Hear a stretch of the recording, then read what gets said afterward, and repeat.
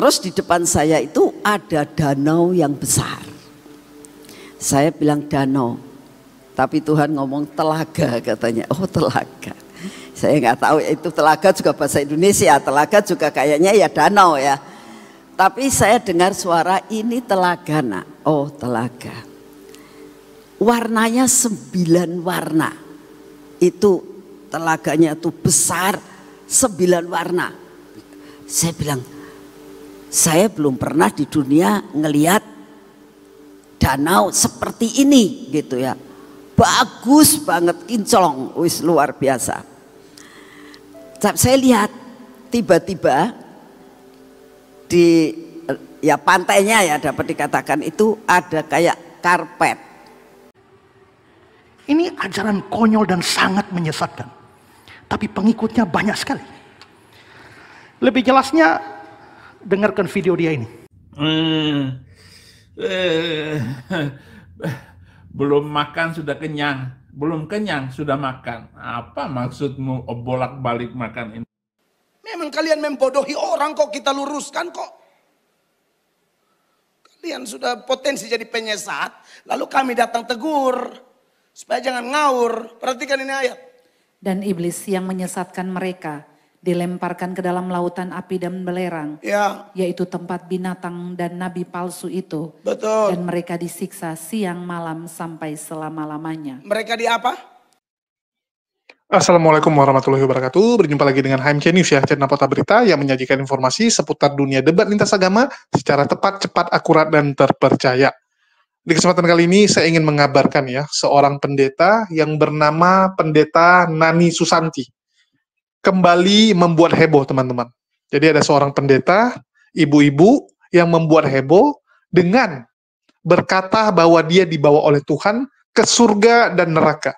Jadi ini mungkin nggak mau kalah dengan Ko Philip ya. Dimana kita tahu Philip Mantova itu viral. Itu menjadi pendeta besar, menjadi terkenal karena bersaksi pernah dibawa oleh Tuhan ke neraka. Begitu juga dengan Polycarpus yang lain. Banyak sekali pendeta-pendeta, Polycarpus yang memberikan kesaksian bahwa pernah dibawa ke surga dan neraka. Tujuannya apa teman-teman? Supaya viral dan diundang dari satu gereja ke gereja yang lain untuk memberikan kesaksian pengalamannya bagaimana surga dan neraka. Kita tahu manusia ini serba penasaran. Kita ini semua penasaran. Apa yang akan terjadi pada kita nanti setelah kematian? Bagaimana surga itu? Bagaimana neraka? Rata-rata manusia semua penasaran ya. Dan saya rasa teman-teman yang mendengar, yang menonton video ini juga sama. Tetapi alhamdulillah, di Islam semua dijelaskan dengan sangat jelas. Bagaimana surga, bagaimana neraka. Ini berbeda dengan saudara kita yang di sebelah. Yang memang kalau kita tanya, bagaimana gambaran surga? Mereka masih bingung. Mereka bilang, ada yang, wah kami pakai tubuh kemuliaan, hidup seperti malaikat. Begitu ditanya, malaikat hidupnya seperti apa? Nggak tahu. Mereka bilang nggak tahu. Jadi dibilang akan hidup seperti malaikat, tapi nggak tahu seperti apa malaikat hidup. Bahkan, di ayat kitab mereka dikatakan malaikat bisa jatuh ke dalam dosa. Artinya nanti kamu hidup seperti malaikat dan kamu bisa jatuh ke dalam dosa dong. Mereka juga nggak tahu. Mereka serba nggak tahu. Nah, itulah yang membuat mereka banyak yang penasaran. Apalagi kalau ada yang ngomong, dia sudah dibawa ke surga dan neraka. Wah, itu otomatis langsung dikasih karpet merah. Dikasih karpet merah untuk memberikan kesaksian. Tujuannya apa? Menguatkan iman mereka, kan begitu. Bagi mereka, dengan ada kesaksian ke surga, itu kan akan menguatkan iman mereka. Itulah kenapa orang-orang yang punya kesaksian gitu, itu pasti viral dan terkenal. Biasanya seperti itu. Cuman, ada yang ngarang-ngarang. Ada yang ketara kali bohongnya. Contohnya, Luga Tambunan ya. Mohon maaf, di sini saya harus sampaikan bahwa kesaksian Luga jelas nipunya. Itulah kenapa Luga, walaupun selalu ngomong dibawa ke surga dan neraka, tapi dia nggak laku. Dia tidak diundang dari satu gereja ke gereja lain untuk kesaksian. Lantaran ceritanya ketara kali bohongnya, teman-teman. Ketara kali. Contohnya apa? Dia ngomong ketemu malaikat. lagi di kamar ketemu malaikat, tingginya 10 meter. Begitu kita tanya, Bang Luga, kamar Anda plafonnya berapa tinggi gitu? Memangnya plafon rumah Anda 10 meter?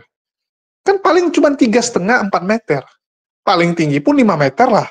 Ya, kalau rumahnya punya plafon tinggi 5 meter, oke lah. Tapi malaikatnya 10 meter. Bagaimana Anda lihat malaikatnya? Yang Anda lihat artinya cuma kakinya doang, sampai pinggalnya. Ya, sampai pinggulnya doang gitu. Malah salah-salah kelaminnya yang kamu lihat. Artinya kamu lihat ke atas kan lihat kelaminnya gitu.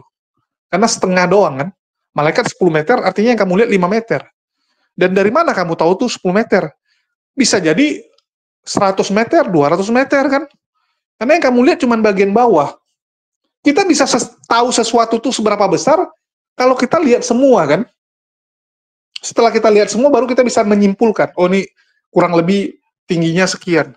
Kalau yang kamu lihat cuma sebagian gimana kita tahu? Nah, nanti dia ralat. Oh enggak, begini kan. Begitu juga kalau kita tanya surga neraka.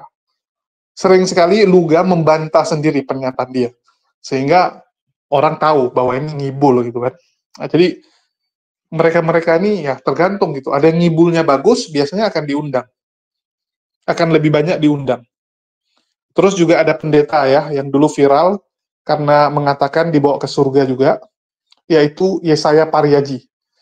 Mendiang pendeta Yesaya Pariaji dulu viral juga karena pernah kesaksian surga neraka.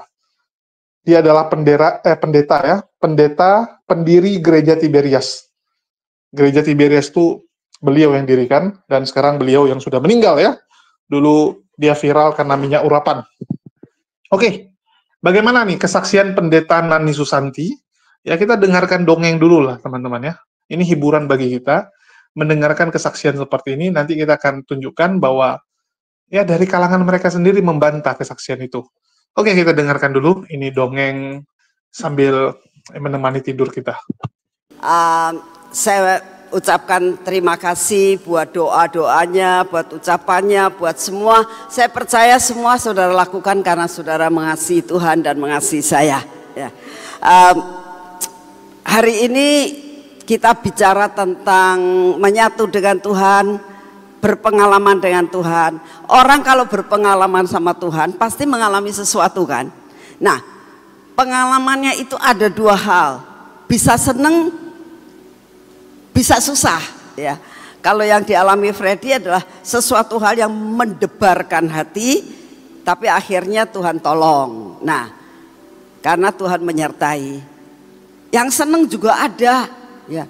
Pengalaman yang senang membuat kita merasakan, aduh aku berpengalaman dengan Tuhan. Nah, saya ini cerita tentang yang seneng. Tadi Freddy cerita yang susah.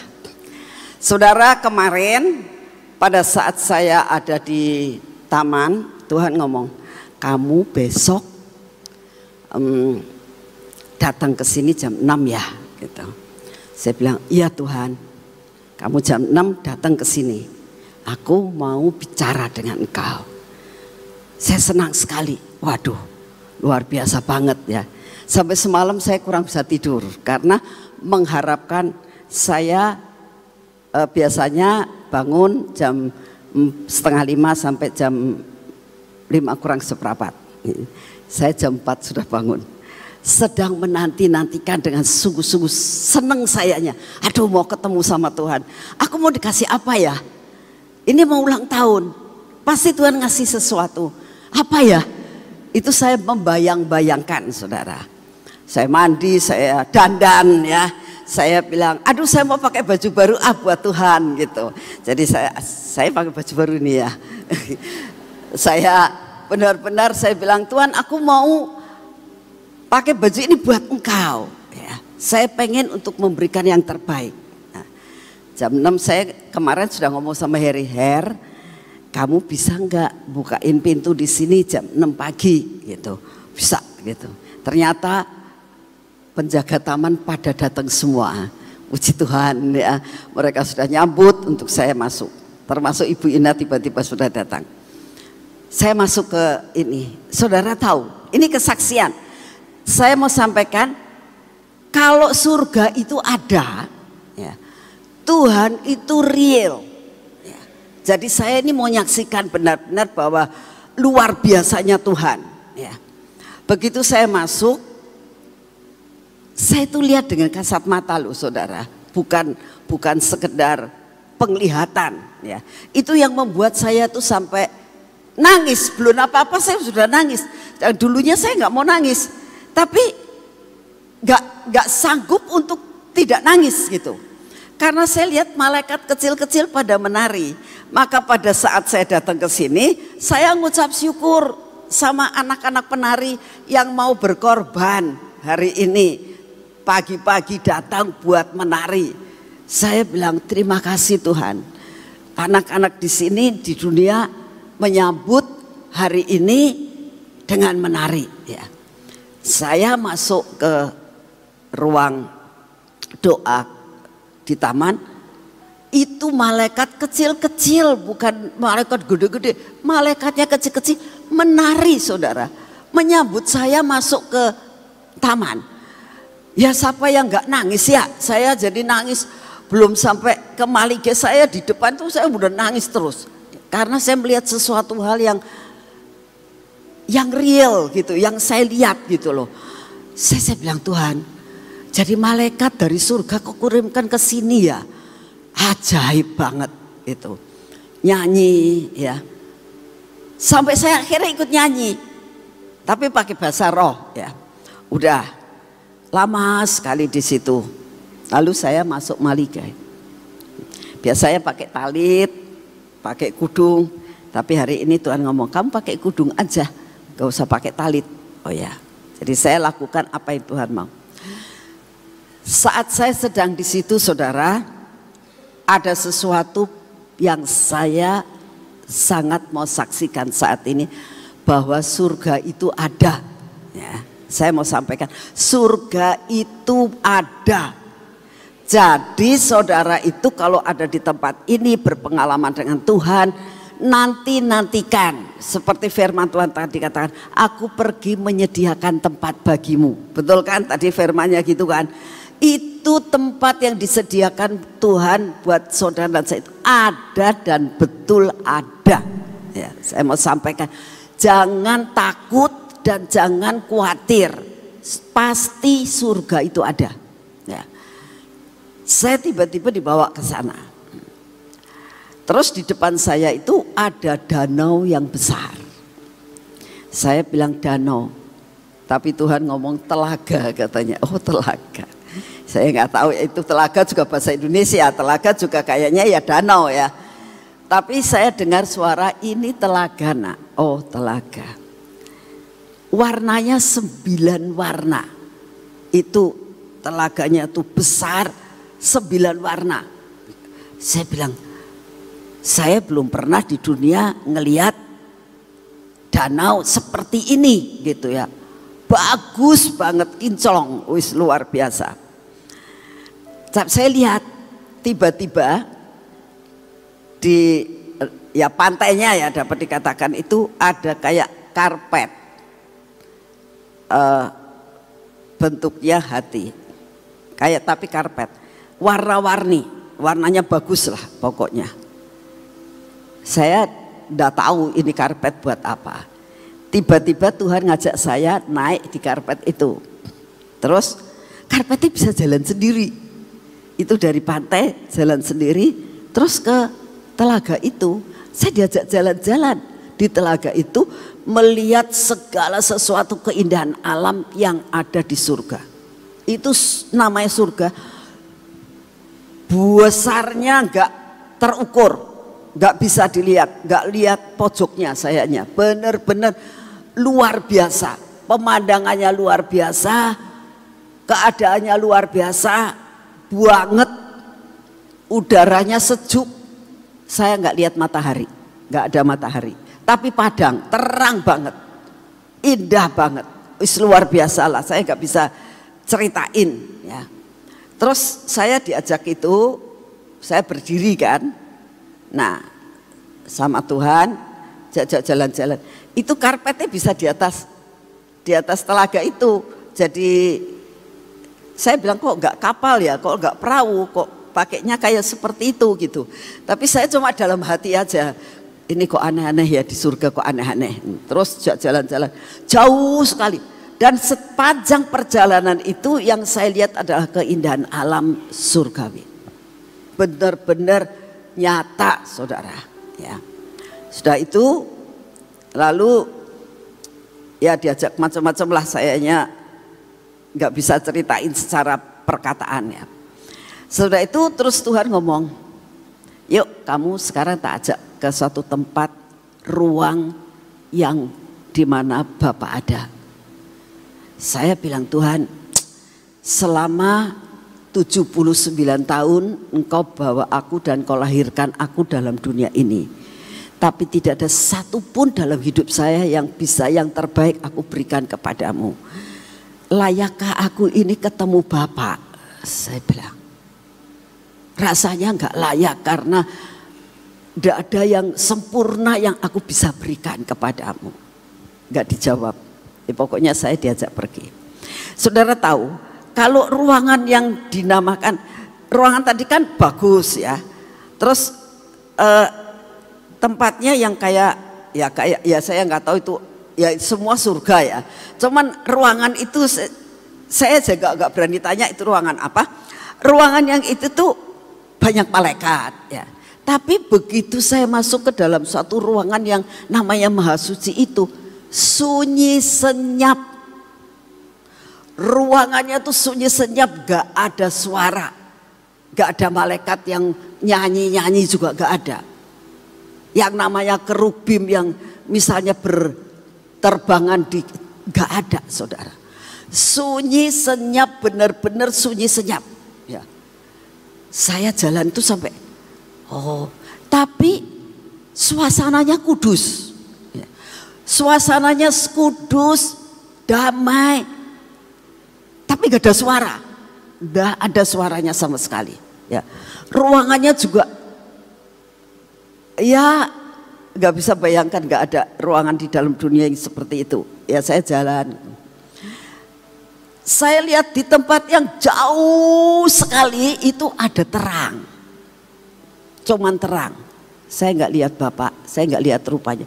Terangnya luar biasa, silau sampai nggak bisa ngelihat, nggak bisa mata itu ngelihat. Saya jatuh tersungkur, saya cuma nyembah, saya nggak bisa ngomong apa-apa. Saya nangis, saya nyembah, saya basah roh terus, basah roh. Tiba-tiba dari sinar itu keluar sebilah pedang. Serat masuk, saya tangannya begini langsung, saya ambil tuh pedang, tiba-tiba pedangnya hilang, kayak masuk dalam hidup saya, hilang, sudah tak pegang hilang, jadi ya. Tapi saya tahu pedangnya kira-kira ada semeternya gitu, sudah. Tapi dalam hati saya, firman Tuhan mengatakan pedang roh itu firman Tuhan. Saya diam, dah. Terus saya diajak pergi lagi, keluarnya itu juga mundur, jadi nggak bisa balik gini, mundur terus sampai ke satu pintu yang bisa buka sendiri, bisa nutup sendiri. Jadi ada pintu itu bisa buka, saya keluar, pintunya nutup lagi, ya. Baru saya bisa keluar. Terus Tuhan ngomong gini, kamu mau tak bawa ke tempat yang kamu tidak suka. Ada apa ya? Tempat yang saya tidak suka. Dibawa ke neraka, saudara. Ya memang ke neraka kan saya tidak suka. Jadi saya mau kasih tahu, neraka itu ada. Ya, surga itu ada. Saya mau saksikan hari ini karena saya sudah dibawa ke sana tadi.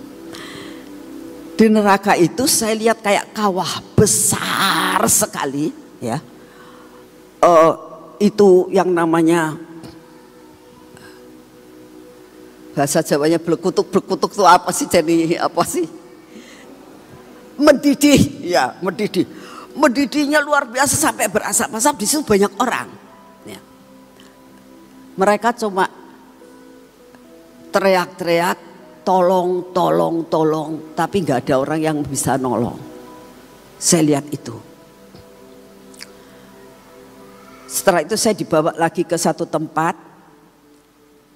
Api itu bisa keluar dari tembok-tembok gini.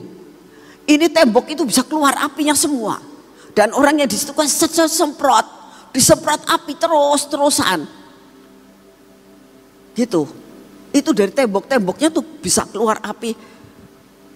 Yang orang-orang yang di sini itu sampai teriak-teriak sampai apa terus disemprot gak habis-habisnya. Setelah itu saya dibawa ke tempat yang kayak besi-besi kayak besinya tuh panas sampai merah ya. Dan orang di situ bergelimpangan ketakutan nangis apa karena ya nggak bisa keluar dari tempat itu gitu. Saya bilang, Tuhan kok ngeri, saya udah nggak mau dikasih tempat, lihat tempat yang lain, saya keluar aja. Memang saya di situ di tempat panas tapi tidak panas. Saya sendiri ngerasa tidak kepanasan gitu di situ. Akhirnya saya keluar. Terus Tuhan katakan gini, sudah ya, kamu selesai sama aku selesai gitu. Terus ya masih banyak lagi yang lain yang saya nggak bisa cerita. Ya ini yang saya bisa ceritakan yang itu. Akhirnya saya tanya sama Tuhan, Tuhan, Engkau nemenin saya di sini. Sedangkan manusia kan, anak-anak Tuhan di seluruh dunia kan banyak banget. Jadi Engkau tuh jadi banyak tah. Pikiran manusia kan gitu. Sekarang Tuhannya ada di sini. Tuhan misalnya hadir di sini. Nanti di sana ada persekutuan, di sana ada gereja, ada Tuhan juga. Jadi Tuhannya banyak tah. Terus Tuhan katakan, nah, ada yang namanya pribadi, ada yang namanya Roh Kudus. Ya. Roh Kudus bisa berfigur seperti Tuhan Yesus, seperti Bapa, seperti Roh Kudus, ya. Jadi bermanifestasi. Jadi saat Roh Kudus itu bermanifestasi, merasakan oh ada Tuhan datang. Ya, itu manifestasi. Dia bilang, oh ya. Jadi saya bisa mendapatkan pengertian seperti itu. Jadi kita harus tahu yang saya ingin sampaikan di sini, surga itu real, ya. Neraka itu real. Satu hal yang saya ingin sampaikan kepada saudara dalam ulang tahun saya kali ini, jangan tinggalkan Tuhan. Ya. Kita tahu bahwa dunia ini menawarkan segala sesuatu yang enak. Dan yang ditawarkan itu yang kita perlu, yang kita butuh, yang kita itu merasakan pengen instan, cepat jadi. Satu perkara, lepaskan dirimu daripada perkara itu. Satu hal, Tuhan pasti menyediakan yang terbaik buat saudara dan saya, ya, pasti, ya. Bahkan tidak ada kamu mau punya uang miliatan, coba gak ada yang menawarkan real estate di surga. Siapa? Ayo, siapa develop? Nonton lagi kesaksian orang, sudah ke neraka. Dengar, ini saya tahu saudara punya gerakan mulai aneh. Gak apa-apa, saya mesti ngomong. Ke neraka. Di neraka dia lihat setan siksa-siksa orang, tusuk-tusuk orang. Sekarang kita uji dulu kesaksian ini pakai kitab suci. Siapa yang angkat setan jadi algojo untuk siksa-siksa orang? Di Alkitab tidak ada keterangan bahwa neraka itu tempat setan menyiksa. Neraka itu tempat setan disiksa. Buka dulu Matius 8 ayat 28-29. Waktu di Gadara itu, orang-orang yang kerasukan setan ketemu Yesus, lalu setan-setannya bilang apa sama Tuhan Yesus? Perhatikan. Setibanya di seberang, yaitu di daerah orang Gadara, datanglah dari perkuburan 2 orang yang kerasukan setan menemui Yesus. Terus. Mereka sangat berbahaya sehingga tidak seorang pun yang berani melalui jalan itu. 29, setan-setan itu waktu lihat Yesus mereka bilang apa? Dan mereka itu pun berteriak katanya, apa urusanmu dengan kami, hai anak Allah? Adakah engkau kemari untuk menyiksa kami sebelum waktunya? Adakah engkau kemari untuk apa? Setan aja tahu. Kenapa ada kesaksian yang aneh-aneh ya? Setan bilang, apakah engkau datang untuk menyiksa kami sebelum waktunya? Waktunya kapan? Nanti di neraka. Waktu mereka di neraka itu mereka disiksa di sana. Wahyu 20 ayat 10. Kita ngomong pakai data ya, jangan ngomong pakai pengalaman pribadi orang. Harus pakai firman. Kristen itu fondasinya ini, bukan kesaksian saya. Saya mau bersaksi sespektakuler apapun, Bapak Ibu uji pakai ini. Amin. Jangan percaya-percaya, oh dia kan terkenal. Loh, benar tidaknya tidak tergantung terkenal. Benar tidaknya ajaran itu tergantung ini. Amin. Jangan sesat pikir. Rasul aja bisa dikritisi, apalagi cuma pendeta-pendeta sekarang.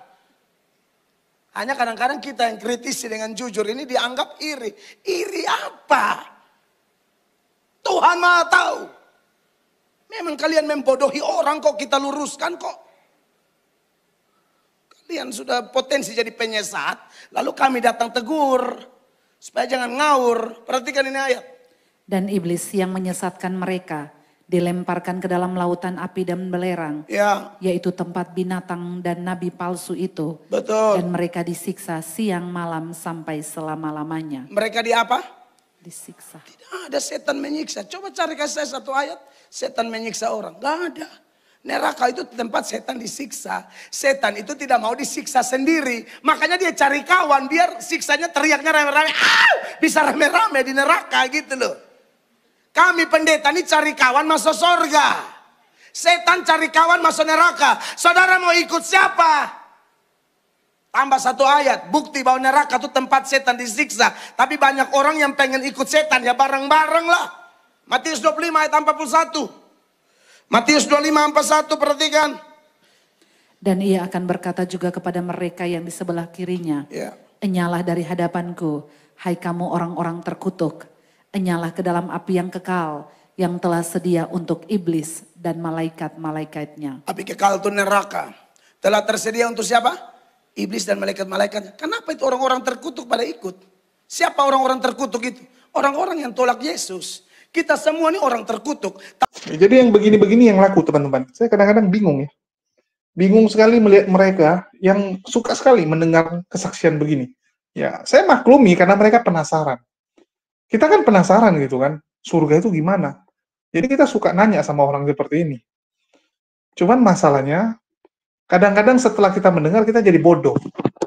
Kita jadi nggak bisa ya, nggak bisa membedakan mana yang benar, mana yang salah. Padahal kalau kita dengar, ini agak lucu. Ya, kita mulailah dari awal. Kenapa saya bilang lucu? Dia bilang Tuhan ngomong sama dia, suruh dia datang jam 6. Kenapa bukan sekarang? Saya baru tahu ya, Tuhan itu kalau mau ketemu atau mau memberitahukan sesuatu, pakai janji dulu. Pakai janji, jam 6 datang. Bukan saat itu, ya, atau saat Tuhan mau ngomong. Enggak, pakai janji rupanya teman-teman. Lucu juga ini Tuhannya. Kan begitu. Terus, dia berpikir akan dikasih hadiah ulang tahun, karena sudah mau ulang tahun. Saya bingung, Tuhannya ngasih ulang tahun cemana gitu ya. Ada malaikat kecil-kecil yang menari, menyanyi, menyambut dia. Ini keren gitu kan. Ini malaikat kecil tuh apakah seperti Cupid itu ya? Apakah seperti malaikat cinta yang memanah cinta itu, Cupid? Atau gimana? Lucu juga ada malaikat kecil-kecil gitu. Terus pertanyaannya, ini malaikat kecil ada yang memberontak nggak gitu?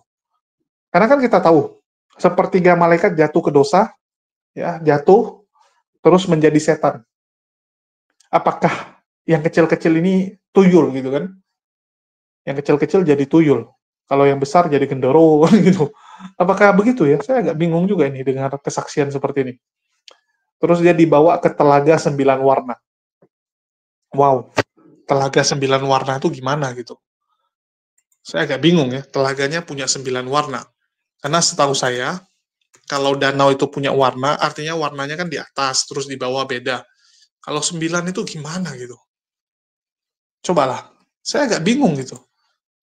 Ya, telaga 9 warna, wow. Untuk apa telaga 9 warna? Kok nggak 20 warna, kok nggak 30 warna aja gitu? Ya, terus di situ, dia diajak jalan dengan menggunakan karpet berbentuk hati yang bisa terbang.